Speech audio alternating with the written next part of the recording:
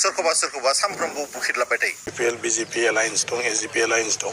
दिनै BTC-निफ्राय 16टा डिपार्टमेन्टखौ मानो DC-नो हरनाय जाखो? नोंसोरो मानो बेबायदि सुक्ति खालामना लाबोखो? मोनखानाय BTC-नि गोहोखौ DC-नो हरनाय बेबायदि सुक्ति 4.6 दङ। बिटिआरनि सुक्तिनि 4.6 दङ। DC-नि पावार हरनाय BTC-निफ्राय।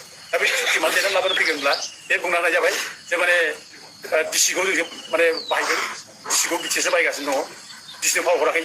दा बेबायदि मिसा खोथा बुंनाय, नंखाय खोथा बुंनाय बे गियान सुनो नेताफोरनि बे माने आखु आरोखि।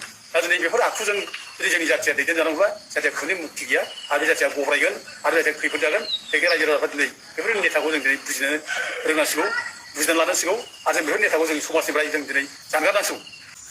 दा माखासे जुक्ति जुदि थायोब्ला थिगैनो दङ। बिथाङा बुङो माने DC-नो पावारखौ होबाय, बिथाङा फैथों, बिथाङा प्रुफ लानानै फैथों, माला DC-नो पावारखौ होदों। दिनैनि तारिखाव जों गले गले बुंदों जे DC-नो जोङो पावारखौ होआखै, पावारा जोंनियावनो दङ। बिथांनि बाथ्राया बर' हारियाव दिनैनि तारिखाव मोनबो भेलु गैया। बिथांनि बाथ्राखौ रावबो खोनासङा। बिथांखौ बयबो BPF-नि एजेन्ट, हाग्रामानि आथिं सोलाग्रा होननानै मिथिगौ।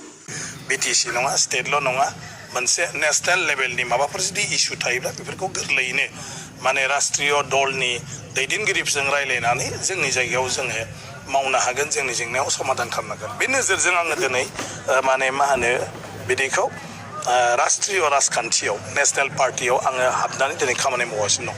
बावहाय जोङो हाग्रामा महिलारि सारखौथ' बाद होदो, गुबुन माने सोरबा फिसा फिसौ मानसिखौबाबो होसोनाय बा रायनाय बुंनाय बेबायदि आखु।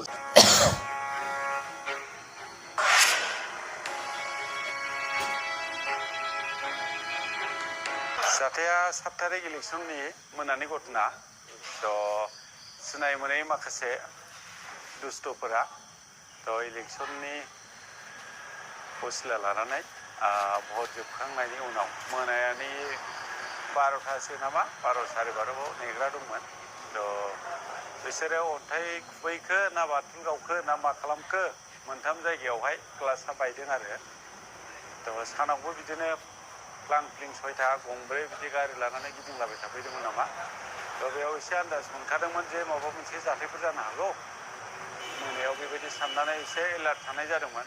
एलार्ट थानायनि थासेयावबो घटना जाथाय जेला जादोंमोन, साउन्ड फैनायाव बे जोंना न'आव थाग्रा न' नायग्राया नायफैदोंमोन बाहेरायाव, मानसिफोरखौ नुवाखै, ग्लास बायनायखौल' खोनादों आरो ग्लास लानानै बिदि इन्डिभिजुवेल खालामलायनाया थिग नङा।